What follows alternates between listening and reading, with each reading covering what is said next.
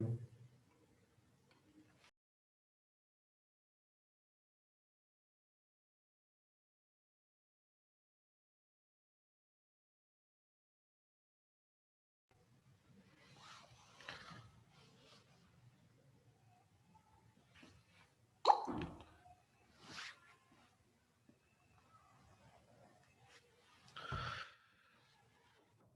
अपन आज जो topic start कर रहे हैं वो अपना ऑब्जेक्ट्स पे एक टॉपिक है, तो उस पर अपन स्टार्ट करते हैं। तो जैसे आपने कॉलेज में पढ़ा होगा कि अपना डेटाबेस मॉडल होता है, उसमें अपने कुछ टेबल्स होती है जिनको अपन एंटिटी बोलते हैं या टेबल बोलते हैं या ऑब्जेक्ट बोलते हैं, राइट? तो उसके बारे में कुछ बता सकते हो आप लोग? What are the tables in database? Yes sir. Hmm. Sir information store करने के लिए हम डेटाबेस यूज करते हैं।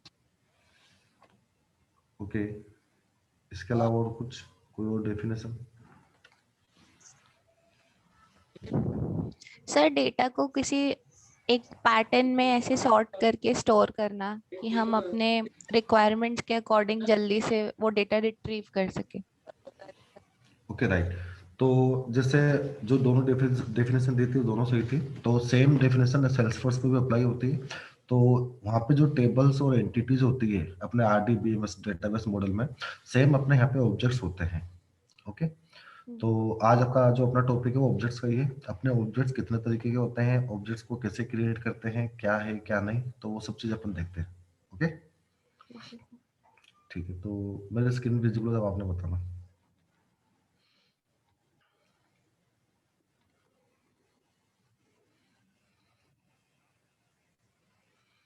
विजिबल है स्क्रीन?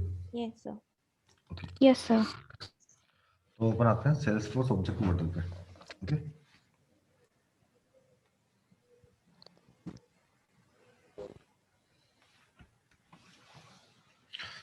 तो अपना जो आज का एजेंडा है वो यही है कि ऑब्जेक्ट्स क्या होते हैं, ऑब्जेक्ट्स कितने टाइप के होते हैं, उन पे फील्ड्स कैसे क्रिएट करते हैं, और जो फील्ड्स क्रिएट करते हैं उनके डेटा टाइप क्या होते हैं और रिलेशनशिप क्या होती है।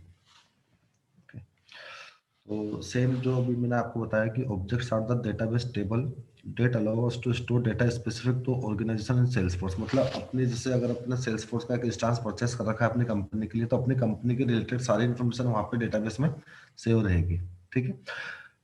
ऑब्जेक्ट्स दो तरीके के होते हैं, एक होता है standard, custom object. Standard object वो होते हैं जो सेल्सफोर्स खुद हमको प्रोवाइड करता है।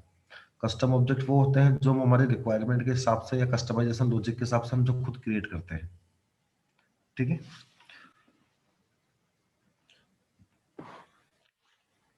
The objects provided by salesforce.com is called standard objects. For example जैसे उन्होंने कुछ एग्जाम्पल्स हैं यहाँ पे, जैसे account, contact, opportunity, lead, product, campaign, cases, user, contact, reports, dashboard, etcetera etcetera. मतलब और भी बहुत सारे ऑब्जेक्ट्स हैं, जैसे order, order line item, opportunity line item, product line item. ये सब चीजें जो होती है ये अपने स्टैंडर्ड ऑब्जेक्ट होते हैं, क्योंकि सेल्सफोर्स खुद हमको प्रोवाइड करता है। सेल्सफोर्स प्रोवाइड क्यों करता है वो अपन आगे पढ़ेंगे। इसका रीजन होता है, जैसे सेल्सफोर्स हमको सेल्स क्लाउड देता है, सर्विस क्लाउड देता है, तो उन चीजों को मैनेज करने के लिए वो डेटाबेस में रिकॉर्ड्स को पुटअप रखता है, इसलिए वो स्टैंडर्ड ऑब्जेक्ट्स हमारे पास आते हैं। ओके,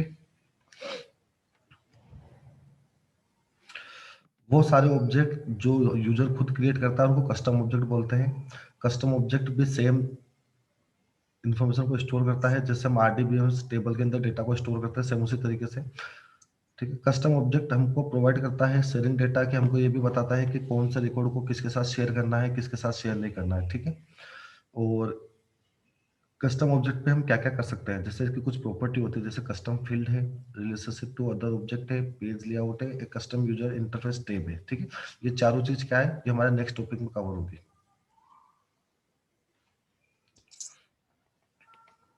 इसके अलावा हमारे पास एक एक्सटर्नल ऑब्जेक्ट भी होता है।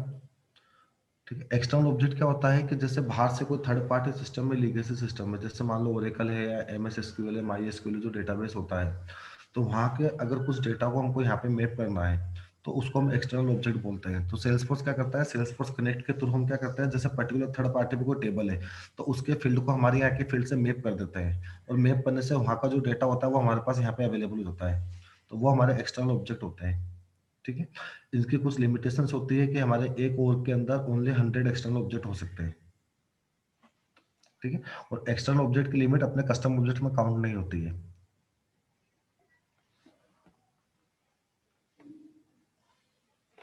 जैसे मान लो कि हमारा सेल्स फोर्स है, तो उसका जो डेटा स्ट्रक्चर है, अगर वहाँ पे कहीं पर थर्ड जगह पे एक्सटर्नल ऑब्जेक्ट है हमारे पास, ठीक है, वो उसको हम सेल्स फोर्स कनेक्ट, हमारा एक टूल होता है जो सेल्स फोर्स हमको प्रोवाइड करता है, उसके थ्रू हम उसको कनेक्ट कर सकते हैं सेल्स फोर्स के अंदर।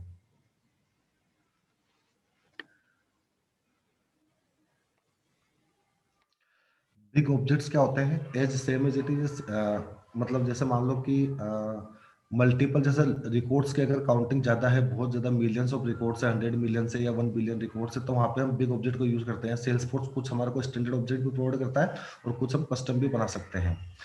जैसे सेल्सफोर्स जो स्टैंडर्ड ऑब्जेक्ट प्रोवाइड करता है वो है field history archive. Field history archive means जैसे मान लो किसने क्या फील्ड चेंज करा, पहले क्या वैल्यू थी, अब क्या वैल्यू हो गई, तो इस तरीके से जो उसकी हिस्ट्री को मेंटेन करता है वो हमारा फील्ड हिस्ट्री आर्काइव जो स्टैंडर्ड ऑब्जेक्ट होता है। एक तरीके से वो बिग ऑब्जेक्ट है जो सेल्सफोर्स खुद हमारे को प्रोवाइड करता है, और कस्टम बिग ऑब्जेक्ट हम खुद हमारा क्रिएट कर सकते हैं। ठीक है। बिग ऑब्जेक्ट और एक्सटर्नल ऑब्जेक्ट ये दोनों आपके आगे टॉपिक में और आ जाएंगे। अभी अपना जो मेन फोकस है वो स्टैंडर्ड ऑब्जेक्ट और कस्टम ऑब्जेक्ट पे है। तो फील्ड्स पे स्टार्ट करने के पहले मैं एक बार आपको बता देता हूँ कि ऑब्जेक्ट को कैसे क्रिएट करते हैं, फिर अपना आगे बढ़ते हैं।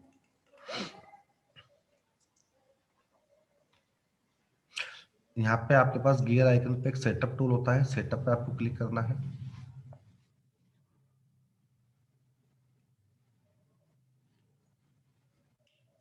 यहाँ पे अपने पास दो टैब होते हैं, home and object manager. Object manager पे आपको क्लिक करना है। ये डेवलपर ओक थी जो कल मैंने साइन अप करी थी नई अपनी ट्रेनिंग पर्पस के लिए। तो ये जो ऑब्जेक्ट्स यहाँ पे आपको विजिबल हो रहे हैं सारे, ये आपके सारे स्टैंडर्ड ऑब्जेक्ट्स हैं। ये लिस्ट ऑफ ऑब्जेक्ट्स हमको विजिबल हो रहे हैं, ये सारे आपके स्टैंडर्ड ऑब्जेक्ट्स हैं, राइट?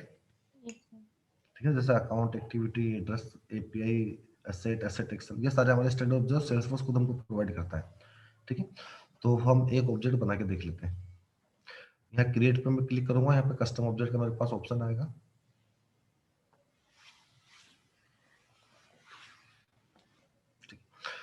तो मेरे पास कुछ डिटेल्स आएगी जो मुझे फिलअप करनी होगी। वो डिटेल्स हम क्यों फिलअप करते हैं वो मैं थोड़ा सा आपको बता देता हूँ, है ना। लेबल जो होता है, जैसे मान लो मैंने एक ऑब्जेक्ट बनाया एम्प्लॉय के लिए, ठीक है, तो ये वो लेबल होता है जिससे मैं ऑब्जेक्ट को आइडेंटिफाई करूंगा कि मेरा ऑब्जेक्ट का नाम क्या है, एम्प्लॉय। ओके। जैसे अभी यहाँ पे आपने लिस्ट देखी थी,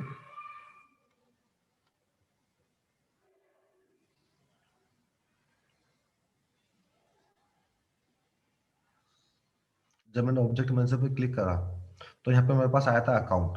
ये तो ये ऑब्जेक्ट का आपका लेबल होता है जो आपको आइडेंटिफाई करता है कि आपका ऑब्जेक्ट कौन सा है। ठीक है। तो ये आपका लेबल हो गया। एक होता है प्लूरल लेबल, ये क्या काम करता है? ठीक है। जैसे हर ऑब्जेक्ट की एक कस्टम टैब होती है जहां से अपन उस पर क्लिक करके उस पर नेविगेट करके वहां से रिकॉर्ड को एडिट कर सकते हैं या न्यू क्रिएट कर सकते हैं या डिलीट कर सकते हैं। ठीक है। तो उस टैब का जो नाम होता है वो प्लूरल होता है। ठीक है। जैसे फॉर एग्जांपल यहाँ पे अकाउंट ऑब्जेक्ट का नेम क्या है, अकाउंट है, लेकिन जब मैं इसको टैब में सर्च करूंगा ऐप लॉन्चर के थ्रू तो वहां पे अकाउंट्स लिखा हुआ आएगा। विजिबल है आपको? Yes sir. क्योंकि ये मल्टीपल Yes, sir. रिकॉर्ड को स्टोर करता है।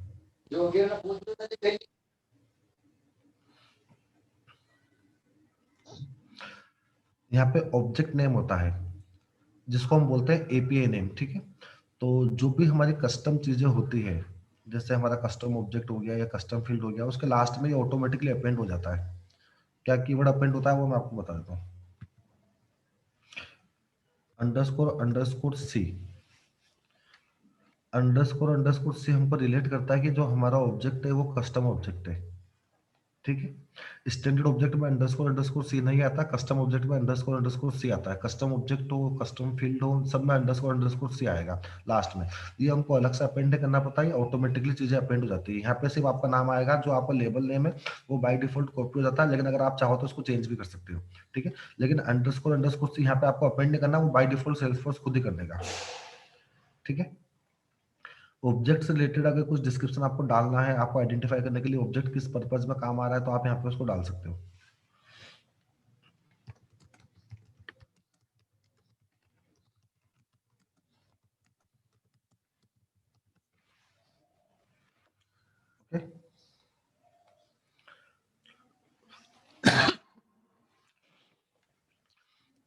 यहाँ पे हमारे पास रिकॉर्ड नेम और डेटा टाइप आता है। ये दो तरीके से होता है, एक तो होता है टेक्स्ट, एक होता है ऑटो नंबर। आपने पढ़ा होगा ऑलरेडी एसक्यूएल में, माई एसक्यूएल में, ओरेकल में, कि अपने पास एक कीवर्ड होता है ऑटो नंबर जनरेट करता है। जैसे जब भी वो रिकॉर्ड इंसर्ट होता था वहाँ पे एक ऑटो नंबर की जनरेट हो जाती है आपकी एक कॉलम के अंदर, ठीक है। उसी तरीके से यहाँ पे एक ऑटो नंबर है। अगर आप चाहते हो कि वो नंबर नंबर मेंटेन रहे आपके सारे रिकॉर्ड्स के लिए, तो आप ऑटो नंबर यहाँ पे एक फील्ड बना सकते हो। फिर जब भी आप रिकॉर्ड क्रिएट करोगे तो एक ऑटो नंबर आपका ऑलरेडी ऑटोमेटिकली जनरेट हो जाएगा, ठीक है। अगर आप सिंपल टेक्स्ट रखते हो तो यहाँ पे जो एम्प्लॉय नेम जो यहाँ पे विजिबल है, या जो भी आप यूजर डिफाइंड नेम डालेंगे वो आपके उस पर दिखेगा कि आपका रिकॉर्ड इस नाम से है, ठीक है। तो मैं इसको एक बार ऑटो नंबर कर लेता हूँ, क्योंकि टेक्स्ट तो सिंपल है, आप यहाँ पे जो भी डालेंगे उस नाम से आ जाएगा, ठीक है। अब मैं यहाँ पे डाल देता हूँ ऑटो नंबर। तो ऑटो नंबर में अपने पास डिस्प्ले फॉर्मेट होता है कि आपको किस फॉर्मेट में दिखाना है। जैसे मेरे को पता है मेरा एम्प्लॉय है, तो मैंने लिख दिया EMP। कितनी लेंथ का होना चाहिए, जैसे 1 2 3 4 5 6 जीरो मैंने डाल दिए, और स्टार्टिंग नंबर मैंने डाल दिया 1। तो जो मेरा जब भी एम्प्लॉय का नया रिकॉर्ड बनेगा तो वो आएगा EMP 00001। तो ये क्लियर है आपको display format? Yes sir. Yes, sir. Yes, sir. Okay. Optional feature हमारे पास कुछ होते हैं। ऑप्शनल फीचर में सबसे पहला हमारे पास आता है अलो रिपोर्ट्स, ठीक है। अगर मैं इस चेकबॉक्स को चेक कर दूंगा तो मैं इस ऑब्जेक्ट के ऊपर रिपोर्ट को जनरेट कर सकता हूँ। सेल्सफोर्स बाय डिफॉल्ट हमारे को कुछ रिपोर्ट्स प्रोवाइड करता है, और कुछ रिपोर्ट्स हम कस्टम भी बना सकते हैं। रिपोर्ट्स आपको पता होता है, जैसे डैशबोर्ड रिपोर्ट्स हमारे रिपोर्टिंग पर्पज के लिए काम आता है। हम ये देख सकते हैं कि कितने रिकॉर्ड आज इंसर्ट हुए, कितने रिकॉर्ड आज अपडेट हुए, कितने रिकॉर्ड्स में चेंजेस हुए, तो वो सारी रिपोर्ट्स हम जनरेट कर सकते हैं। अगर मैं इस चेकबॉक्स को चेक करूंगा तो मेरे पास परमिशन होगी कि मैं इस ऑब्जेक्ट के डेटा के ऊपर रिपोर्ट बना सकता हूँ, ठीक है। तो ये क्लियर है एलो रिपोर्ट्स क्या काम आता है अपने को? Okay, sir. Yes. Report Salesforce का एक स्टैंडर्ड फीचर है, ओके। सेकंड है आपका अलो एक्टिविटीज। एक्टिविटीज हमारे पास डिफरेंट टाइप की होती है। जैसे हमारे पास इवेंट होते हैं, टास्क होते हैं, लॉगिन कॉल होता है। तो यहाँ पे क्या होता है कि हम हर रिकॉर्ड के ऊपर एक डिफरेंट एक्टिविटी परफॉर्म करते हैं। जैसे मान लो कि अपनी जैसे अभी मीटिंग है, अभी 9 से 10 की अपनी ट्रेनिंग सेशन है, तो ये आपका एक इवेंट है जो डेली आपका 9 से 10 चलता है। इवेंट क्या करता बताता है आपको कि आपको इस टाइम पे ये काम करना है। आपका जो कैलेंडर इवेंट बुक होता है इस तरीके से। तो जैसे मान लो मैंने कोई कॉन्टेक्ट का रिकॉर्ड बनाया, सपोज करो, या मैंने कोई अकाउंट का रिकॉर्ड बनाया, मैंने उस पर कोई इवेंट लगा दिया कि मेरे को इस पर्सन से इतने बजे बात करनी है, और वो इवेंट मेरे पास शो हो जाएगा। तो इस तरीके से जो एक्टिविटीज होती है वहां पे हम इस ऑब्जेक्ट के ऊपर बना सकते हैं। अगर मैं इस चेकबॉक्स को चेक करूंगा तो वो सारी एक्टिविटीज में परफॉर्म कर पाऊंगा, ठीक है। बाकी एक्टिविटीज रिपोर्ट्स अपने आगे नेक्स्ट टॉपिक में कवर हो जाएगी जब अपन वहां पे इसको डिटेल्स में देखेंगे, ओके। तीसरा है हमारे पास track field history. Track field history क्या करता है, जैसे मान लो कि मैंने कोई रिकॉर्ड बनाया कॉन्टेक्ट, या मान लो किसी कंपनी में मल्टीपल यूजर है, ठीक है। तो वहाँ पे रिकॉर्ड्स बने, अपने मल्टीपल रिकॉर्ड्स बने, तो किसी ने कोई चीज चेंज कर दी, तो हमारे पास उसका ट्रैक रहता है कि कौन से यूजर ने कौन सी वैल्यू को चेंज करा, ठीक है। वो हमको सिलेक्ट करना पड़ता है कि हमको किस फील्ड के ऊपर फील्ड ट्रैक हिस्ट्री लगानी है। अगर मैं यहाँ पे ट्रैक फील्ड हिस्ट्री पे चेक बॉक्स पे चेक कर दूंगा तो इस ऑब्जेक्ट के ऊपर मैं फील्ड ट्रैक हिस्ट्री चालू कर सकता हूँ। फिर वहाँ पे मैं ऑलरेडी सिलेक्ट करूंगा कि इस ऑब्जेक्ट के ऊपर मेरे को 10 फील्ड है जिन पे मेरे को फील्ड ट्रैक हिस्ट्री को ट्रैक करना है, तो मैं उनको ट्रैक कर सकता हूँ कि ये वैल्यू किसने चेंज करी है, ओके। फोर्थ ऑप्शन है हमारे पास अलो इन चैटर ग्रुप्स, ठीक है। अलो इन चैटर ग्रुप्स क्या होता है, जैसे फेसबुक के बारे में आप सब जानते हैं, वहां पर मल्टीपल पोस्ट आपके पास आती है जिसपे आप कमेंट करते हो, लाइक करते हो, राइट। इसी तरीके से सेल्सफोर्स में हमारे पास पोस्ट आती है। आप ये नोटिफिकेशन आइकन देख रहे हो कि जब भी आपसे रिलेटेड कोई आपके पोस्ट, मतलब आपको मेंशन करके कोई पोस्ट पर कमेंट करता है या आपके ऊपर कोई कमेंट करता है, तो यहाँ पे आपको नोटिफिकेशन में वो चीजें दी होती है।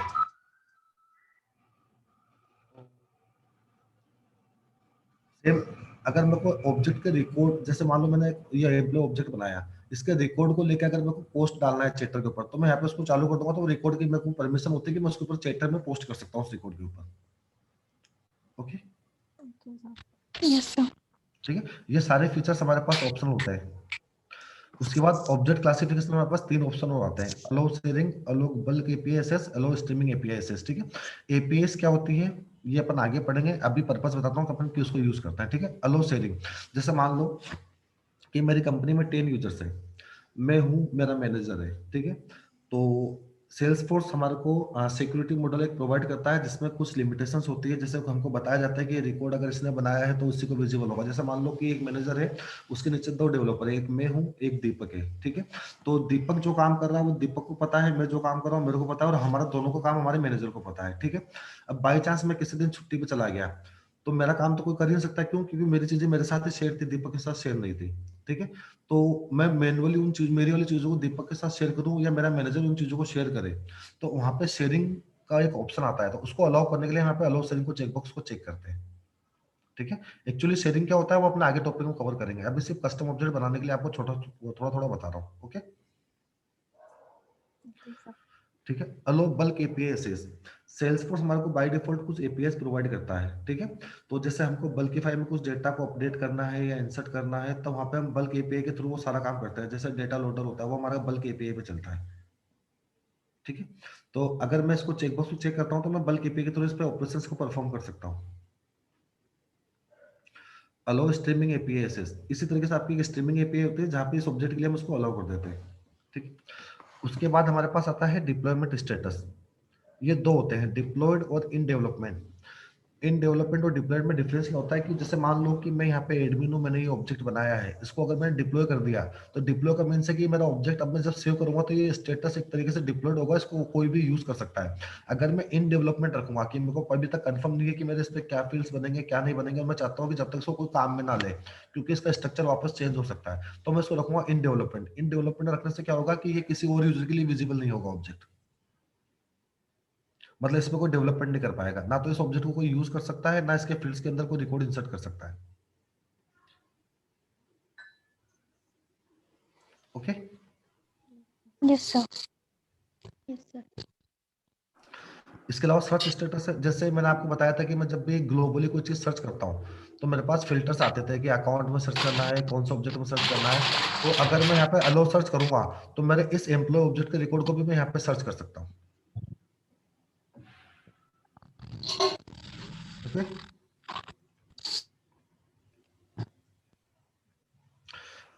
उसके बाद मेरे पास दो ऑप्शन और बचता है जिसमें है ऑब्जेक्ट क्रिएशन ऑप्शन, ठीक है ना। यहाँ पे क्या होता है, एक होता है add notes and attachment related list to default page layout. यहाँ पे क्या होता है, सेल्सफोर्स हमारे को हर रिकॉर्ड के ऊपर एक नोट्स एंड अटैचमेंट की एक रिलेटेड लिस्ट देता है। मतलब मैं पर रिकॉर्ड यहाँ पे कुछ डॉक्यूमेंट्स को अपलोड कर सकता हूँ, कुछ नोट्स को अपलोड, कुछ अटैचमेंट उसके ऊपर डाल सकता हूँ। अटैचमेंट किसी भी तरीके का हो सकता है, चाहे वो पीडीएफ फाइल हो, वर्ड फाइल हो, एक्सेल फाइल हो, मैं रिकॉर्ड वाइज उसको डाल सकता हूँ। मैंने एम्प्लॉय का एक रिकॉर्ड बनाया राकेश चौधरी के नाम से, और राकेश चौधरी के अगर कुछ डॉक्यूमेंट्स है जैसे वो मार्कशीट या कुछ भी है, तो मैं उस पर्टिकुलर रिकॉर्ड के ऊपर उस चीजों को अपलोड कर सकता हूँ, ठीक है। तो बाय डिफॉल्ट वहां पे उसको विजिबल कराने के लिए चेकबॉक्स को हम चेक करेंगे, तो बाय डिफॉल्ट वो रिलेटेड लिस्ट वहां पे विजिबल हो जाती है, ओके। सेकंड ऑप्शन है launch new custom tape wizard after saving this custom object, ठीक है। जैसे मान लो कि मैंने अभी आपको बताया था कि मेरे पास एक अकाउंट ऑब्जेक्ट है, और जब मैं इसको यहाँ पे सर्च करता हूँ तो ये मेरे पास एक टेब आती है, अकाउंट्स, मेरे पास एक टेब आ गया जिस पे क्लिक करके नेविगेट करके मैं अपना काम कर सकता हूँ, नया रिकॉर्ड बना सकता हूँ, डिलीट कर सकता हूँ, ठीक है।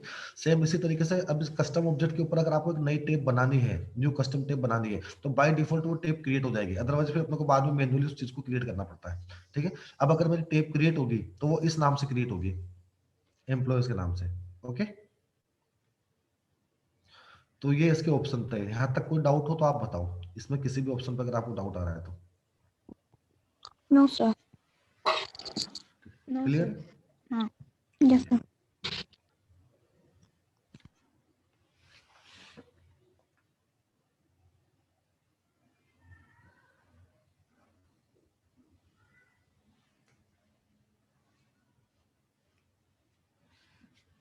ठीक है। अभी ये मैंने वहाँ पे टेप, यहाँ पे अपने से पूछ रहा है कि एम्प्लॉय ऑब्जेक्ट का जो टेप बनाना है उसकी टेप स्टाइल क्या रहना है, ये एक मैंडेटरी पार्ट है, हमको देना पड़ता है, ठीक है। तो यहाँ पे मल्टीपल ऑप्शन आते हैं, हम कोई सा भी सिलेक्ट कर सकते हैं। ये से रिलेटेड अगर कुछ होता है एम्प्लॉय से रिलेटेड तो हम सर्च कर सकते हैं, ठीक है। तो फिलहाल के लिए मैं कुछ भी एक ले लेता हूँ, जैसे मैंने एप्पल ले लिया, ठीक है। ये टेप वो आइकन होता है जो हमारे को विजिबल होता है टेप के अंदर, ओके।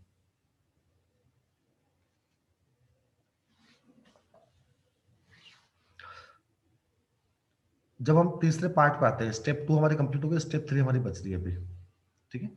यहाँ पे क्या होता है कि अब जैसे सेल्सफोर्स में हमारे पास मल्टीपल यूजर्स होते हैं, जैसे कि कंपनी में, जैसे आप मान लो कोई बैंक है, बैंक में 10,000 एम्प्लॉय होते हैं, जैसे आपकी जोडिल की आपके आईटी फर्म है तो वहाँ पे भी 50 to 100 एम्प्लॉय, जो भी एम्प्लॉयज होते हैं, तो हर कंपनी के अपने एम्प्लॉयज होते हैं, ठीक है। तो हर एम्प्लॉय का रोल अलग अलग होता है, कोई डेवलपर होता है, कोई सीनियर डेवलपर होता है, कोई मैनेजर होता है, कोई एचआर होता है, तो सबके रोल्स अलग अलग होते हैं। और सेल्सफोर्स में लॉगिन करने के लिए हर यूजर को एक प्रोफाइल की जरूरत पड़ती है। वो प्रोफाइल आपके रोल्स को डिफाइन करती है कि आपके पास किस चीज की परमिशन है, ठीक है। तो यहाँ पे जितने भी प्रोफाइल है, तो अभी हमसे यहाँ पे पूछता है कि जो टेब आप बना रहे हो वो टेब किस किस प्रोफाइल को विजिबल होना चाहिए। समझ रहे हो बात को आप? बाकी प्रोफाइल्स एक्चुअली क्या काम करती है वो अपन आगे पढ़ेंगे। अभी के लिए पूछ रहा है कि कौन सी प्रोफाइल को आपका एम्प्लॉय टेब अवेलेबल होना चाहिए, ठीक है। इसकी 3 तरह की कैपेसिटी होती है, 3 तरह की ये होता है टेब विजिबिलिटी, जिसमें देखो डिफॉल्ट ऑन, डिफॉल्ट ऑफ और टेब हिडन, ठीक है। तो तीनों का मैं थोड़ा सा आपको आइडिया देता हूँ।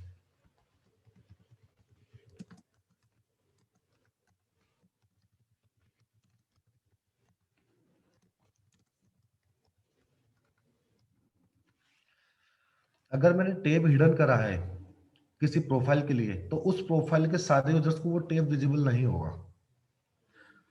अब डिफॉल्ट ऑन और डिफॉल्ट ऑफ में थोड़ा सा कंफ्यूजन रहता है, तो इसको थोड़ा सा प्रॉपर देखना आपने क्या होता है ये। डिफॉल्ट ऑन, अगर मैं किसी को डिफॉल्ट ऑन कर रहा हूँ तो वो क्या होता है, यहाँ पे जब अपन जैसे क्लासिक जो व्यू होता था उस समय का ये है फंक्शनलिटी अपनी। तो क्लासिक में आप देखते हो ऊपर कुछ टेब आते हैं, जैसे होम, अकाउंट, लीड, ऊपर कुछ टेब आते हैं, फिर बाद में प्लस का सिंबल आ जाता है, राइट। उस Yes, sir. प्लस उस प्लस पे मैं क्लिक करता हूँ तो मेरे पास मल्टीपल सारे टेप्स आ जाते हैं, ठीक है। तो डिफॉल्ट ऑन का मतलब होता है कि वो टेब आपको ऊपर विजिबल होगा, कहाँ पे, इस जगह पे टेब लिस्ट में आपको विजिबल होगा। और डिफॉल्ट ऑफ का मतलब है कि वो आपको ऊपर विजिबल ना होकर जब आप प्लस पे क्लिक करते हो तो आपको विजिबल होगा। क्लियर है चीजें? Yes, वो sir. वो यस सर। टेब, हाँ, टेब हिडन करूंगा तो वो किसी प्रोफाइल के लिए विजिबल नहीं होगा। ओके,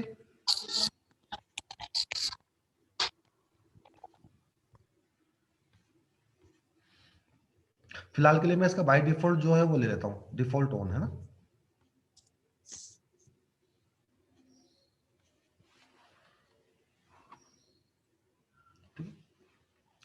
यहाँ पे मेरे से पूछ रहा है अगले स्टेप में कि मेरे को इस स्टेप को किस किस एप्लीकेशन के लिए विजिबल करना है, ठीक है। जैसे मैंने आपको बताया था कि अपने पास मल्टीपल एप्लीकेशंस होती है या मल्टीपल ऐप होती है सेल्सफोर्स पे, ठीक है। ये वो सारी ऐप है जो सेल्सफोर्स हमको बाय डिफॉल्ट प्रोवाइड करता है, जैसे सेल्स क्लाउड, सर्विस क्लाउड जो सेल्स ऐप होती है, सर्विस ऐप होती है, मार्केटिंग होती है। इसी तरीके से हमारे को Salesforce by default multiple app हमको प्रोवाइड करता है, और कई ऐप हम कस्टमाइज भी बनाते हैं, ठीक है। तो जब भी हम एक ऐप बनाते हैं तो उस ऐप से रिलेटेड सारे टैब हमको विजिबल होते हैं। एक थोड़ा सा छोटा सा देता हूँ मैं।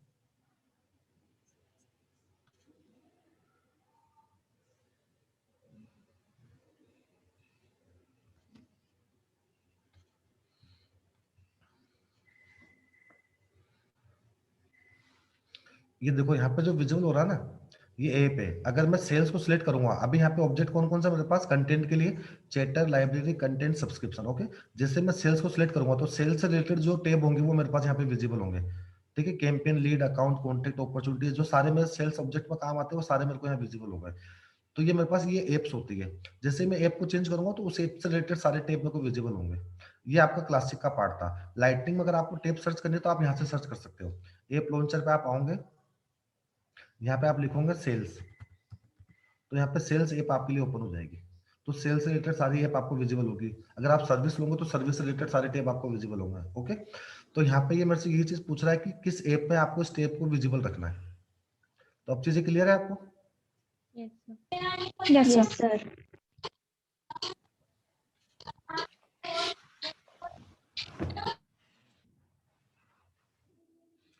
तो यहाँ पे मेरा एक कस्टम ऑब्जेक्ट क्रिएट हो गया है, और देखो एपीआई नेम अंडरस्कोर अंडरस्कोर से ऑटोमेटिकली आ चुका है,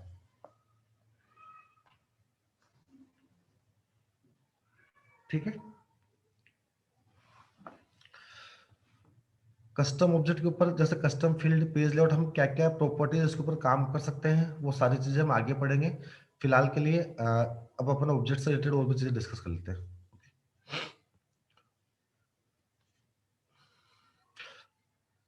कस्टम फील्ड, ठीक है। तो कस्टम फील्ड को एक बार देख लेते हैं, फिर अपन वापस आते हैं, स्टार्ट करते हैं,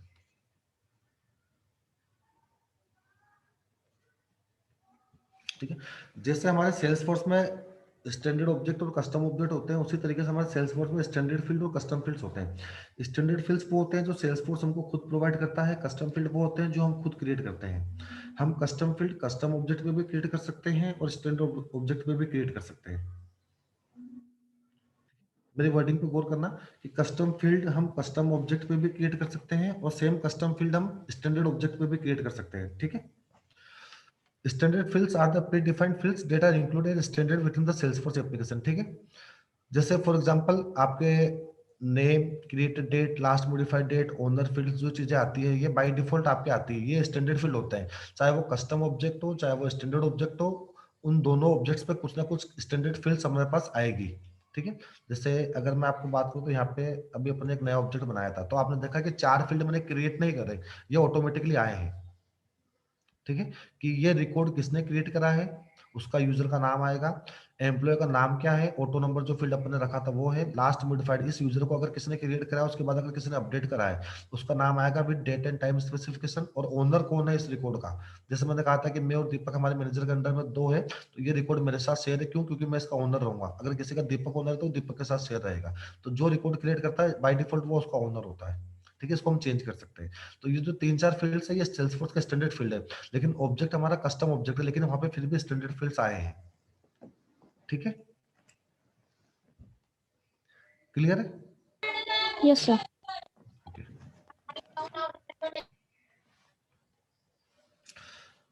कस्टम फील्ड वो होते हैं जो हम खुद क्रिएट करते हैं हमारी रिक्वायरमेंट को फुलफिल करने के लिए, ताकि हमको ये पता रहे कि हम ऑब्जेक्ट में किस किस कॉलम में हमको डेटा इंसर्ट करना है। तो वहां पे जो आपका टेबल में कॉलम होता था ओरेकल और एमएस एसक्यूएल सर्वर में, वो यहाँ पे कस्टम फील्ड होते हैं, ठीक है। वहां पे जो टेबल थी वो यहाँ पे कस्टम ऑब्जेक्ट है, वहां पे जो कॉलम थे वो यहाँ कस्टम फील्ड है, और वहां पे जो रो थी वो यहाँ पे रिकॉर्ड्स है, ओके। कस्टम फील्ड में भी सेम चीज है, आपको लेबल नेम डिफाइन करना पड़ता है, एपीआई नेम में अंडरस्कोर अंडरस्कोर सी अपने को लगाने की जरूरत नहीं पड़ती, वो बाय डिफॉल्ट सेल्सफोर्स लगाता है, ताकि हमको आइडेंटिफाई रहे कि ये हमारा कस्टम फील्ड है। अंडरस्कोर अंडरस्कोर सी मतलब होता है कस्टम, ओके। कस्टम फील्ड के जो डेटा टाइप्स होते हैं वो किस तरीके के होते हैं, जैसे आपने पढ़ा होगा एसक्यूएल सर्वर में या ओरेकल में कि आपके पास डेटा टाइप होते हैं, जैसे N var char, int, decimal, float, इस तरीके से जो आपके होते हैं, इसी तरीके से हमारे सेल्सफोर्स में भी कुछ डेटा टाइप्स होते हैं, ठीक है। वो कौन कौन से होते हैं एक बार अपन देख लेते हैं। जैसे ऑटो नंबर हो गया, चेकबॉक्स हो गया, करेंसी हो गया, डेट टाइम हो गया, ईमेल हो गया, एक्सटर्नल लुकअप रिलेशनशिप हो गया, फॉर्मूला हो गया, जियो लोकेशन हो गया, हायरार्कियल हो गया, hierarchy relation, indirect lookup relationship, master detail relationship, number, percent, phone, pick list, multi select, rule of summary field, text encrypted, text area, time and URL. ये वो सारे डेटा टाइप है जिनकी बेसिस पे हम कस्टम फील्ड को create कर सकते हैं, मीन्स हम कॉलम क्रिएट कर सकते हैं टेबल के अंदर, ओके। तो हम इसमें से 5 से 7 अभी क्रिएट करके देख लेते हैं, बाकी फिर आपके असेसमेंट का रहेगा कि आप असाइनमेंट करोगे तो उसमें आपको क्रिएट करना है, ओके। Yes, sir.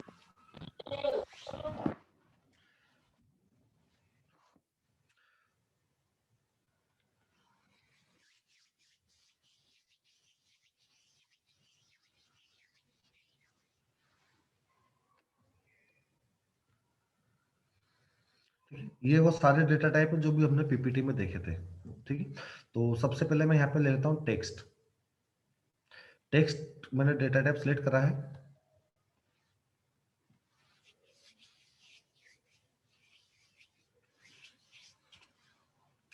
तो मैंने यहाँ पे दे दिया फर्स्ट एम्प्लॉय नेम। मेरा एम्प्लॉय का नेम क्या होगा, उसकी लेंथ को मैं डिफाइन कर सकता हूँ कि 100 कैरेक्टर का होना चाहिए एम्प्लॉय नेम, या इससे बड़ा करना है तो मैं 255 भी कर लूंगा, ठीक है। मैं यहाँ पे कुछ भी डिफाइन कर सकता हूँ, मैं यहाँ पे 20 भी कर सकता हूँ, लेकिन फिर 20 से ज्यादा पे रेस्ट्रिक्शन देगा कि आपका नेम जो है वो लेंथ 20 से बड़ा नहीं होना चाहिए, ओके। ये मेरा एपीआई नेम है। अगर मैं मेरे लेबल नेम में स्पेस देता हूँ, जैसे मैंने एम्प्लॉय स्पेस नेम कर दिया, तो स्पेस को ऑटोमेटिकली ये अंडरस्कोर से कवर कर देता है सेल्सफोर्स बाय डिफॉल्ट, ठीक है ना। क्योंकि एपीआई नेम में आपके स्पेसेस नहीं आती है, और अंडरस्कोर अंडरस्कोर से लास्ट में अपने आप ऑटोमेटिकली अपेंड कर देगा वो, ठीक है। डिस्क्रिप्शन अगर इस फील्ड से रिलेटेड कोई डिस्क्रिप्शन तो मैं डाल सकता हूँ।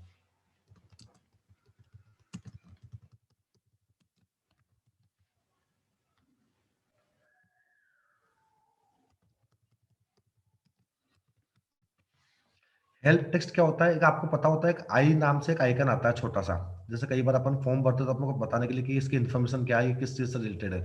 तो अगर मैं हेल्प टेक्स्ट डालता हूँ तो वहाँ पे क्या होता है, एक आई रिलेटेड कुछ आता है वहाँ पे, जैसे अगर आपको पता नहीं होता कि फील्ड आपके क्या काम का है या यहाँ पे कौन सी इन्फॉर्मेशन फिल करनी है, तो उस आई पे आप क्लिक करोगे तो आपके सामने एक पॉपअप हैंडओवर होगा, जिसमें जो भी आप यहाँ पे टेक्स्ट लिखोगे वो उस पॉपअप में आएगा। ठीक है।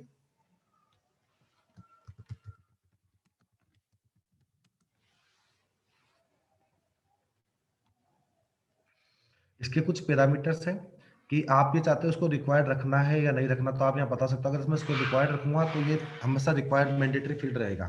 जब भी मैं रिकॉर्ड क्रिएट करूंगा तो मेरे को यहाँ पे वैल्यू पुटअप करनी पड़ेगी।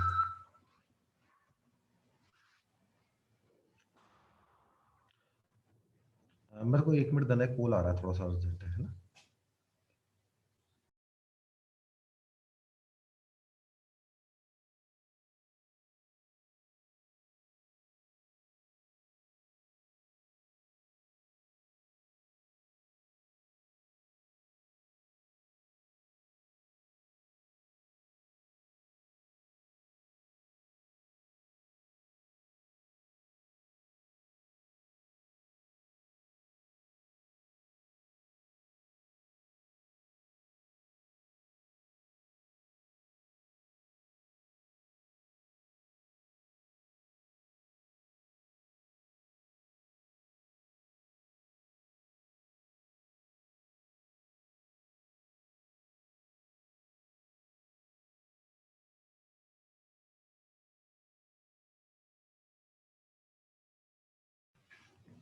Sorry for disturbing.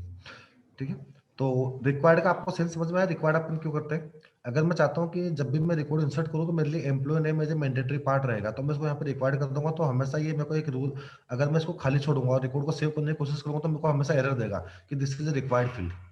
ओके। उसके बाद अगर हम चाहते हैं कि जैसे हमने पढ़ा होगा बाकी डेटाबेस में हमारे पास प्राइमरी की होती है या यूनिक आइडेंटिफिकेशन होता है, ठीक है, तो हम ये बता सकते हैं कि जैसे इस चेकबॉक्स पे मैं चेक करूंगा तो जब भी इसमें इस कॉलम में कोई वैल्यू जाएगी तो वो हमेशा यूनिक होगी। अगर राकेश चौधरी मैंने एक बार इंसर्ट कर दिया तो दोबारा राकेश चौधरी इंसर्ट नहीं होगा। ठीक है। अगर मैं चाहता हूँ इस कॉलम को मेरे को यूनिक बनाना है तो मैं यहाँ पे इसको यूनिक बना सकता हूँ, लेकिन नेम अपने यूनिक होते नहीं, इसलिए इसको मैं यूनिक रख नहीं रहा। ओके। अगर ये फील्ड मेरा किसी एक्सटर्नल सिस्टम आइडेंटिफिकेशन को बताता है कि जैसे मान लो किसी और थर्ड पार्टी सिस्टम से डेटा आया है और उसको ट्रैक करने के लिए अगर मेरे को कुछ बनाना है तो यहाँ पे मैं एक्सटर्नल आईडी से उसको कनेक्ट कर सकता हूँ। डिफॉल्ट वैल्यू, अगर यूजर वैल्यू डालना मिस कर देता है इसके अंदर, ठीक है, जैसे मान लो अभी रिक्वायर्ड नहीं है सपोज करो, और इस कॉलम में अगर यूजर ने कोई वैल्यू नहीं डाली है तो डिफॉल्ट वैल्यू वहां पे क्या इंसर्ट करनी है अंदर वो हम यहाँ पे डाल सकते हैं। अगर इसको हम ब्लैंक छोड़ेंगे तो वहां पे नल इंसर्ट होगा, अगर यहाँ पे डिफॉल्ट वैल्यू डालेंगे तो कोई भी डिफॉल्ट वैल्यू अगर ब्लैंक आने पे आती है तो डिफॉल्ट वैल्यू वहां पे सेट हो जाएगी। तो क्लियर है आपको चीजें। Yes, sir. ओके। जब भी हम कस्टम ऑब्जेक्ट क्रिएट करते हैं तो हमारे पास एक पेज लेआउट बाय डिफॉल्ट बन के आता है। पेज लेआउट मीन्स क्या होता है कि जैसे मान लो मैंने एक अभी एम्प्लॉय ऑब्जेक्ट बनाया था और एम्प्लॉय ऑब्जेक्ट का मैंने एक एम्प्लॉय स्टेप एक क्रिएट करा था। जब भी मैं स्टेप पे नेविगेट करूंगा तो मेरे पास एम्प्लॉय से रिलेटेड एक पेज लेआउट ओपन होगा। जब भी मैं न्यू पे क्लिक करूंगा तो वहां से मैं एम्प्लॉय का रिकॉर्ड बना सकता हूँ। ठीक है। तो अब मेरे से नेक्स्ट स्टेप में पूछता है कि इस फील्ड की परमिशन किस प्रोफाइल को देनी है और किस लेआउट पे इस फील्ड को अटैच करना है मेरे को। ठीक है। तो ये हमारी नेक्स्ट स्टेप होती है। तो यहाँ पे ये पूछ रहा है मेरे से कि ये जो फील्ड मैं बना रहा हूँ एम्प्लॉय नेम, इसकी परमिशन किस किस प्रोफाइल को देनी है। ठीक है।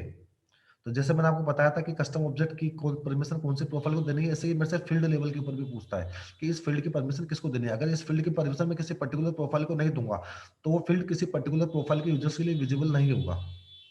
ठीक है। या मैं चाहूंगा कि उस प्रोफाइल के लिए वो रीड ओनली रहे तो उस प्रोफाइल को रीड ओनली मोड में दिखेगा, उसको वो एडिट नहीं कर पाएगा उस फील्ड को, एम्प्लॉय नेम को। ठीक है। अब इसको हम बाय डिफॉल्ट रखते हैं, फिर बाकी जो चीजें हम प्रोफाइल टॉपिक पढ़ेंगे तो उसमें कवर हो जाएगी। ठीक है। ये मेरा एम्प्लॉय लेआउट था जो बाय डिफॉल्ट मेरा लेआउट बनाता है। ठीक है। एक ऑब्जेक्ट पे हम मल्टीपल लेआउट बना सकते हैं। ये यूजर डिफाइंड पार्ट होता है कि अगर मैं चाहूँ तो एक ऑब्जेक्ट पे मैं 10 लेआउट 5 लेआउट मेरी रिक्वायरमेंट के अकॉर्डिंग में बना सकता हूँ। ठीक है। तो अभी बाय डिफॉल्ट एक लेआउट हमारे पास बन के आया था, इस फील्ड को एम्प्लॉय नेम को हमने इस लेआउट में ऐड कर दिया। ये चेकबॉक्स चेक है मींस ये फील्ड ऑटोमेटिकली इस लेआउट में ऐड हो जाएगा।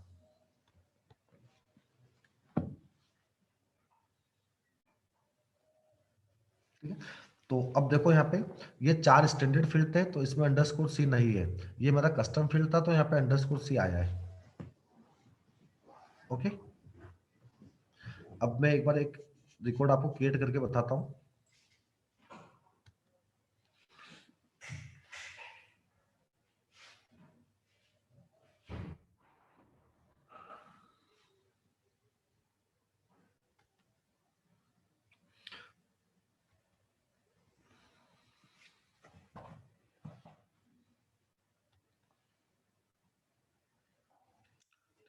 अभी तक मैंने एक ही फील्ड डाला है, एम्प्लॉय नेम, तो यहाँ पे वो मेरे पास विजिबल हो गया। बाकी जो फील्ड होते हैं वो सेल्सफोर्स के स्टैंडर्ड फील्ड होते हैं, जैसे created by, last modified by, ठीक है। तो वो चीजें बाय डिफॉल्ट सेल्सफोर्स उनको खुद को ऑडिट फील्ड को मान के खुद ही ट्रैक करता है उनको, ठीक है। ये जो एम्प्लॉय नेम है, ये हमारा ऑटो नंबर फील्ड है, जो ऑटोमेटिकली जनरेट होगा। ये हमसे इसका इनपुट नहीं लेता, ये ऑटो नंबर फील्ड होता है, ठीक है। और ये एम्प्लॉय नेम हमने कस्टम बनाया था।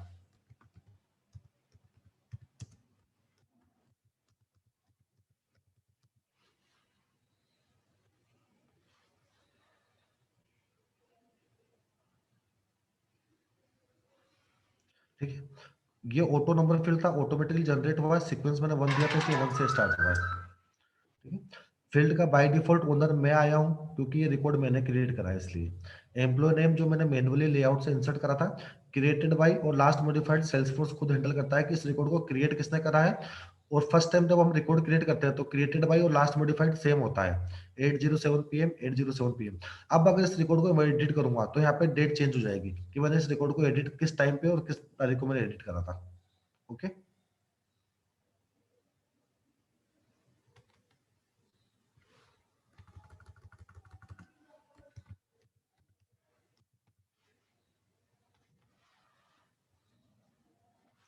तो देखो लास्ट मॉडिफाइड में जो टाइम आया वो 8:08 आया, क्रिएट का टाइम 8:07 आया। ओके, क्लियर है आपको चीजें? Yes, sir.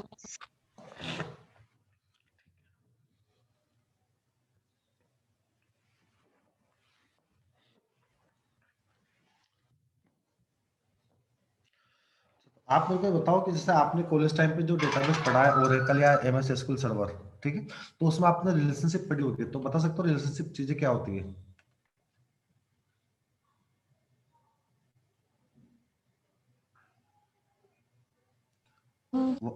ऑब्जेक्ट्स को रिलेट करना। नहीं नहीं, what are the Object. Relationship, कितने तरीके की होती है रिलेशनशिप?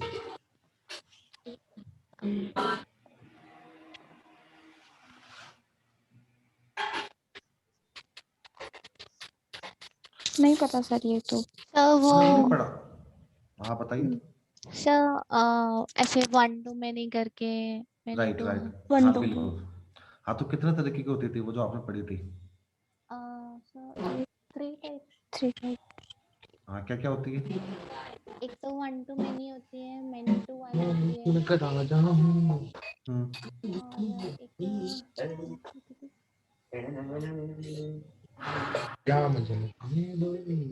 तो थोड़ा सा अपन रिलेशनशिप को देख लेते हैं। एक तो होता है 1 to many, एक होता है many to 1 और एक होता है many to many, राइट?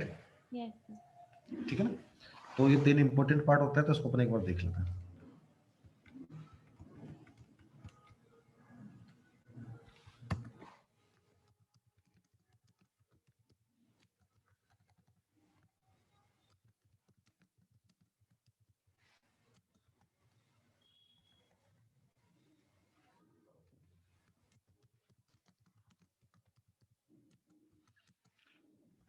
तो एग्जांपल दे सकते हो 1 to many का एग्जांपल क्या है?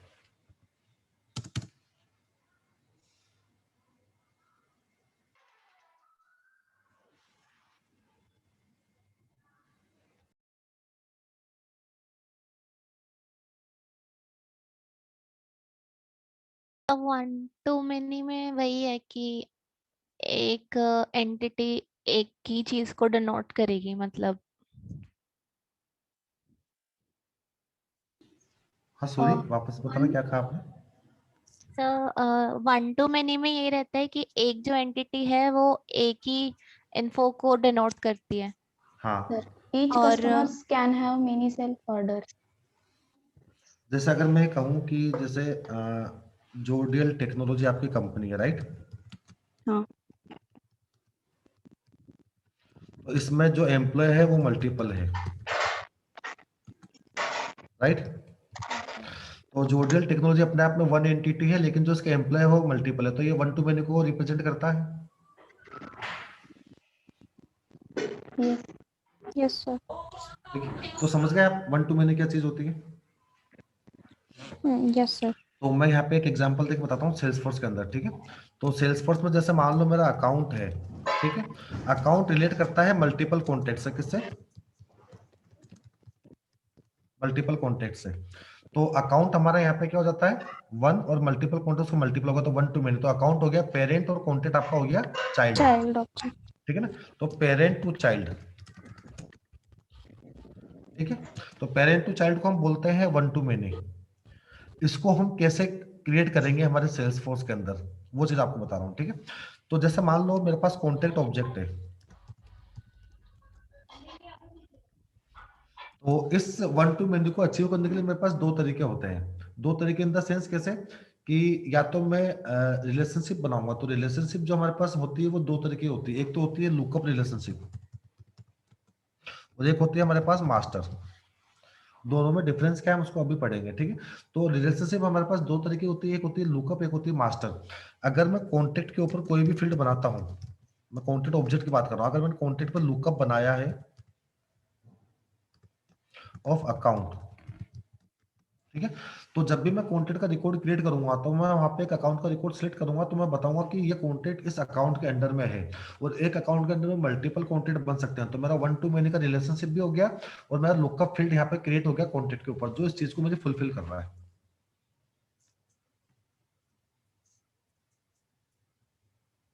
क्लियर है यहाँ तक आपको?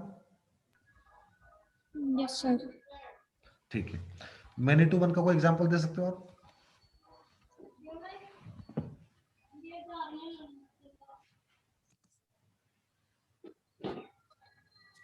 Sir child to parent, child पे एक ही पेरेंट हो सकता है।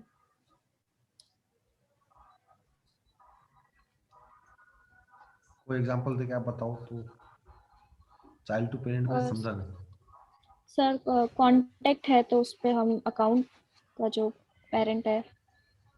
चलो ठीक है, मैं सेल्सफोर्स की बात करता हूँ। तो सेल्सफोर्स में आप ये बताओ, जब भी आप जैसे सेल्सफोर्स में आपने लॉगिन करा होगा तो आपने देखा होगा कि जब भी अपन यूजर क्रिएट करते हैं तो एक यूजर की एक प्रोफाइल होती है, राइट? Yes sir. ठीक है, तो जैसे जो प्रोफाइल है, हर प्रोफाइल पे एक सिंगल यूजर होता है, मतलब सॉरी इसको अपन इस तरीके से लिखते हैं, एक यूजर पे एक प्रोफाइल होती है, राइट? Yes sir. ठीक है, लेकिन अगर मैं उसका उल्टा बात करूं तो प्रोफाइल पे मल्टीपल यूजर हो सकते हैं, ठीक है ना? मतलब एक यूजर के लिए एक प्रोफाइल मैंडेटरी है, और एक प्रोफाइल मल्टीपल यूजर को हम असाइन कर सकते हैं। तो यहाँ पे आपका मेनी टू वन आता है, क्योंकि आपके जो यूजर्स है वो मल्टीपल है।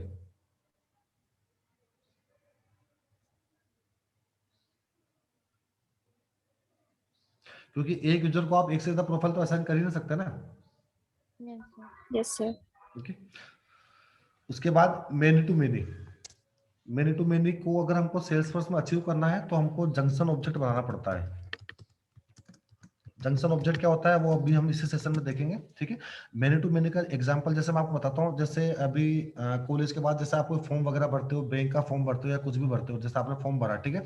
तो मल्टीपल स्टूडेंट होते हैं, और मल्टीपल स्टूडेंट मल्टीपल फॉर्म भर सकते हैं। जैसे फॉर एग्जाम्पल अभी गवर्नमेंट की वैकेंसी निकली टीचर की, फर्स्ट ग्रेड की, सेकंड ग्रेड की, थर्ड ग्रेड की, ठीक है? तो एक स्टूडेंट फर्स्ट ग्रेड का भी भर सकता है, सेकंड का भी भर सकता है, थर्ड का भी भर सकता है, ठीक है? और एक फॉर्म को मल्टीपल स्टूडेंट भी भर सकते हैं, तो वहां पे आपका मेनी टू मेनी रिलेशनशिप होता है। मतलब एक स्टूडेंट मल्टीपल फॉर्म भर सकता है और एक फॉर्म को मल्टीपल स्टूडेंट भर सकते हैं, यस सर। ठीक है ना? तो वो इसका एग्जांपल है मेनी टू मेनी का। ओके, तो ये वो रिलेशनशिप थी जो आपने कॉलेज टाइम पे भी पढ़ी थी, और अब हमको सेल्स फोर्स में वो चीजें काम आएगी। उनको अचीव कैसे करना है वो अपने को देखना है।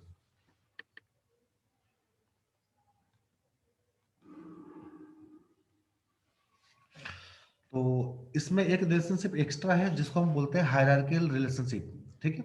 बाकी वही चीजें हैं जो हमने पढ़ी है। तो मैं एक बार थोड़ा सा आपको आइडिया देता हूँ, हायरार्किकल रिलेशनशिप क्या होती है। जैसे फॉर एग्जांपल सेल्सफोर्स के अंदर जैसे मान लो मैं एक यूजर हूँ, मतलब मींस मैं एक एम्प्लॉय हूँ, मेरी कंपनी का, ठीक है। लेकिन मेरा कोई मैनेजर होगा, तो मैनेजर मेरे से हायरार्की में अपर लेवल पे होगा, ठीक है। तो मेरे यूजर ऑब्जेक्ट के ऊपर एक फील्ड होता है मैनेजर करके, वहां पे जो मेरा मैनेजर होता है वो भी एक यूजर होता है। तो वो एक तरीके से हायरार्की फॉलो हो गई, तो उसको अपन बोलते हैं हायरार्किकल रिलेशनशिप, जो 1 to 1 होती है, ठीक है, क्योंकि मेरा एक ही मैनेजर होगा। ओके। लुकअप रिलेशनशिप अभी हमने देख ली है, मास्टर डिटेल रिलेशनशिप अभी हमने देख ली है, मेनी टू मेनी रिलेशनशिप अभी हमने देख ली है। इनको अचीव कैसे करना है वो हमको देखना है। ओके। और लुकअप में और मास्टर में डिफरेंस क्या है वो भी हमको देखना है, ठीक है। हायरार्किकल रिलेशनशिप का जैसे मैंने अभी आपको एग्जांपल दिया था कि जैसे मान लो मैं 3 एम्प्लॉय है, रवि, राजू, रामू, इन तीनों का मैनेजर है अशोक, ठीक है। तो ये आपके हायरार्की फॉलो करता है कंपनी के अंदर। जैसे मैनेजर है, मैनेजर के अंदर में 6 जनों की टीम होती है, कोई सीनियर टीम होगा तो सीनियर टीम के अंदर में भी कुछ जूनियर रिसोर्स होंगे, ठीक है। तो वो आपके हायरार्की फॉलो करता है। लुकअप रिलेशनशिप मैंने आपको बताया कि 1 to many को फॉलो करने के लिए हमको लुकअप रिलेशनशिप की जरूरत पड़ती है, जैसे मैंने भी आपको अकाउंट का और कॉन्टेक्ट का एग्जांपल दिया था, ठीक है।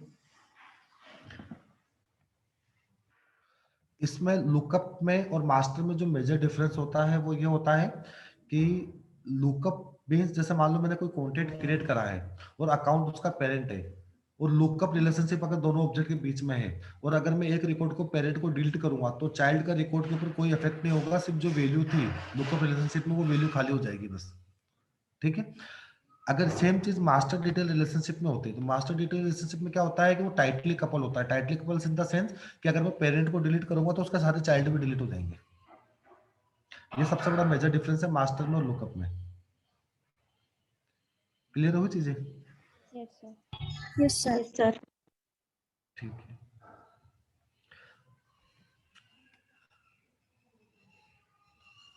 One two one.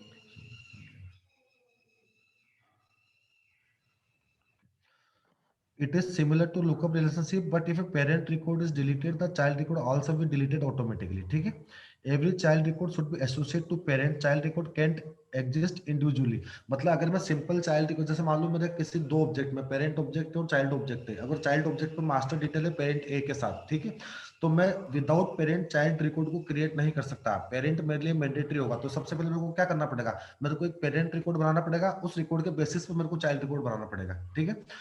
Manual sharing और शेयरिंग रूल्स आपके मास्टर डिटेल पे काम नहीं करते, क्योंकि आपके पेरेंट पे जो परमिशन है वो ऑटोमेटिकली आपके चाइल्ड रिकॉर्ड्स को परमिशन मिल जाती है, ठीक है। अगर कहीं पे आपकी मास्टर डिटेल रिलेशनशिप है तो वहां पे आपके शेयरिंग रूल्स इंप्लीमेंट नहीं होते। जो पेरेंट को जिस प्रोफाइल पे परमिशन है उसके चाइल्ड को ऑटोमेटिकली वो परमिशन मिल जाती है। We can't have standard objects on the child side, only custom objects are allowed. अगर मास्टर डिटेल रिलेशनशिप बना रहा हूं तो वो चाइल्ड के ऊपर ही बनेगी, हमेशा स्टैंडर्ड ऑब्जेक्ट्स पर नहीं बनेगी, कस्टम ऑब्जेक्ट पर बनेगी। जब भी हम मास्टर डिटेल रिलेशनशिप करते हैं तो हमको रोल अप समरी टाइप का एक फील्ड मिल जाता है। ये हमको लुकअप में नहीं मिलता, ये हमको ओनली सिर्फ मास्टर पे मिलता है। लुकअप इन द सेंस कैसे होता है, जैसे फॉर एग्जांपल मैं आपको बताता हूँ कि मैंने कोई वर्क ऑर्डर दिया किसी कंपनी को, मैंने कोई टेंडर दिया, ठीक है। कंपनी ने मेरे को 10 टीवी दिए, 10 एसी दिए, मैंने किसी को ऑर्डर दिया था, उसने मेरे को 10 टीवी 10 एसी दिए, ठीक है। तो 10 टीवी 10 एसी मेरे लाइन आइटम हो गए, और एसी और टीवी का दोनों का जो टोटल है वो मेरे को विजिबल होना चाहिए। तो एक तरीके से दोनों के टोटल को सम करके अगर मैं मेरे पेरेंट पे लेके आता हूँ, उसको बोलते हैं रोल अप समरी फील्ड। ये क्या होता है, ये अपन जब अभी नए फील्ड्स क्रिएट करेंगे ना मल्टीपल, तो वहां पे अपने को आइडेंटिफाई हो जाएगा कि रोल अप समरी फील्ड्स क्या होता है। तो रोल अप समरी फील्ड्स आपको ये याद रखना है कि आपको सिर्फ मास्टर रिलेशनशिप में ही मिलता है, जो आप चाइल्ड से सारी चीजें सम करके पेरेंट पे ले आते हो। तो हाँ बताओ। सर एक बार ये जो हमारा स्टैंडर्ड ऑब्जेक्ट और कस्टम ऑब्जेक्ट्स हैं, हाँ इसमें एक मेन की डिफरेंस बता दीजिए।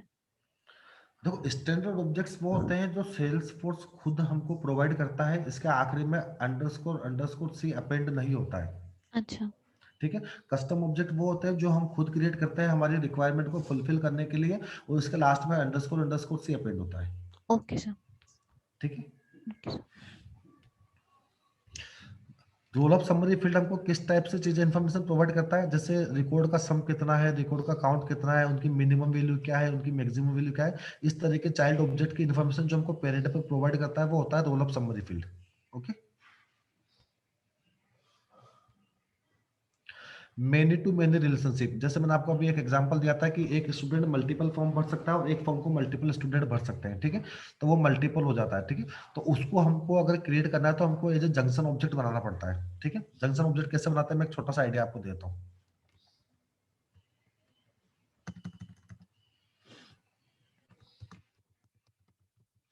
स्टूडेंट मेरा एक ऑब्जेक्ट है,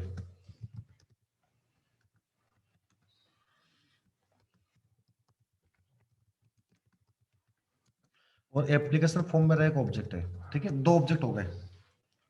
ओके, अब मेरे को बताना है कि कौन से स्टूडेंट ने कौन सा फॉर्म भरा है और कौन से फॉर्म को कौन से स्टूडेंट ने भरा है, दोनों चीजें मेरे को बतानी है। तो मैं एक जंक्शन ऑब्जेक्ट बनाऊंगा जिसका नाम रखा है मैंने स्टूडेंट एप्लीकेशन। ये मेरा एक कस्टम ऑब्जेक्ट है। इस कस्टम ऑब्जेक्ट में मैं दो फील्ड बनाऊंगा। एक तो मैं बनाऊंगा स्टूडेंट के नाम से,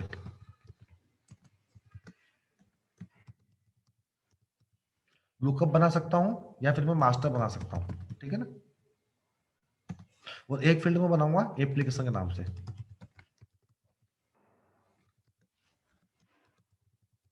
लुकअप या मास्टर, ठीक है।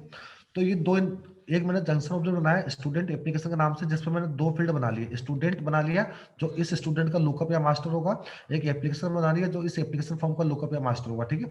तो अब मैं जब भी एक नया रिकॉर्ड क्रिएट करूंगा कि कौन से स्टूडेंट ने फॉर्म भरा है, तो एप्लीकेशन फॉर्म में तीन रिकॉर्ड है, A1 A2 A3, ठीक है, और स्टूडेंट ने तीन S1 S2 S3। तो S1 ने A1 भी भरा है, A2 भी भरा है, A3 भरा है, तो यहाँ पे मेरे तीन रिकॉर्ड बनेंगे जंक्शन ऑब्जेक्ट के अंदर, जो हमको ये बताएगा कि एक स्टूडेंट ने तीन फॉर्म भरे हैं। समझ रहे हो बात को आप। तो मेनी टू मेनी रिलेशनशिप को अचीव करने के लिए हमको जंक्शन ऑब्जेक्ट की रिक्वायरमेंट होती है। जंक्शन ऑब्जेक्ट टू ऑब्जेक्ट को रिलेट करता है या टू से ज्यादा मल्टीपल ऑब्जेक्ट को भी रिलेट कर सकता है वो।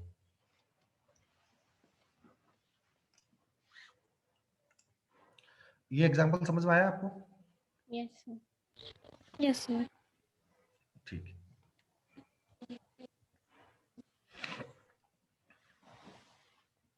जंक्शन ऑब्जेक्ट मैंने आपको बता दिया, जो मेनी टू मेनी रिलेशनशिप को अचीव करता है हमारी रिक्वायरमेंट के अकॉर्डिंग। ओके, ये हमारे कुछ डिफरेंस है जो मैंने आपको बताया थे लुकअप रिलेशनशिप में और मास्टर डिटेल रिलेशनशिप में क्या डिफरेंस होता है। मेनली ये आपके इंटरव्यू के क्वेश्चंस भी होते हैं इस तरीके से, ठीक है। तो इसको एक बार देख लो कि जो लुकअप होता है वो लूजली कपल होता है, मतलब मैं पेरेंट को डिलीट करूंगा तो चाइल्ड डिलीट नहीं होगा, चाइल्ड पे कोई इफेक्ट नहीं पड़ेगा। ओके, मास्टर डिटेल होता है स्ट्रॉन्गली कपल होता है। लुकअप में हमको रोल अप समरी फील्ड नहीं मिलते हैं, हम उसको क्रिएट नहीं कर सकते, लेकिन मास्टर में हम उनको क्रिएट कर सकते हैं जो चाइल्ड की कुछ पर्टिकुलर इन्फॉर्मेशन को हमको पेरेंट पे शो कर देते हैं। Parent record is not required while creating a child record. Parent record is always required in order to create a child record. ठीक है। Lookup fields are not required on the page layout of the detail record. जब भी मैं कोई record को insert करता हूँ, जैसे मैंने अभी आपके सामने एम्प्लॉय का एक रिकॉर्ड बनाया था एम्प्लॉय ऑब्जेक्ट का, तो मैंने वहाँ पे एक लेआउट ओपन करा था, उसको अपन बोलते हैं डिटेल रिकॉर्ड लेआउट। ओके, तो वहाँ पे लुकअप फील्ड को अगर मैं लेआउट पे ऐड करूंगा वो नहीं भी तो भी चलेगा, लेकिन अगर मैंने मास्टर डिटेल बना रखा है तो उसको लेआउट पे मेरे को हमेशा मैंडेटरी रहेगा ऐड करना पड़ेगा, और वो उसको अपन रिमूव नहीं कर सकते, ठीक है।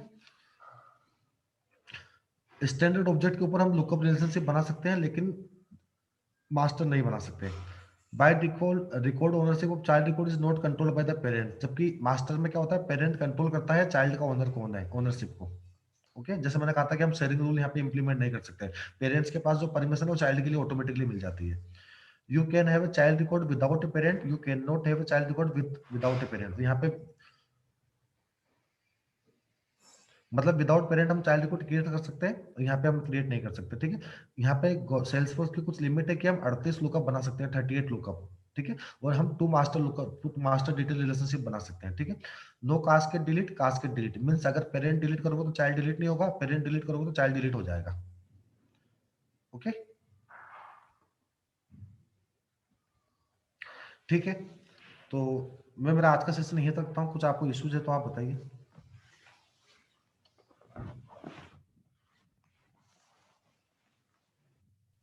No sir. No sir. हाँ, ठीक है। आपने एचआर से बात करना, मैंने एचआर को कुछ ट्रेल मिक्स शेयर करे हैं, ठीक है, तो वो आपके साथ शेयर कर देंगे। Okay, okay sir. तो ओके उसमें सर। आपने प्रैक्टिस आपकी स्टार्ट कर देना, बाकी यस फिर सर। कल कनेक्ट करते हैं। Okay, okay okay sir. Okay, thanks all of you. Thank you sir.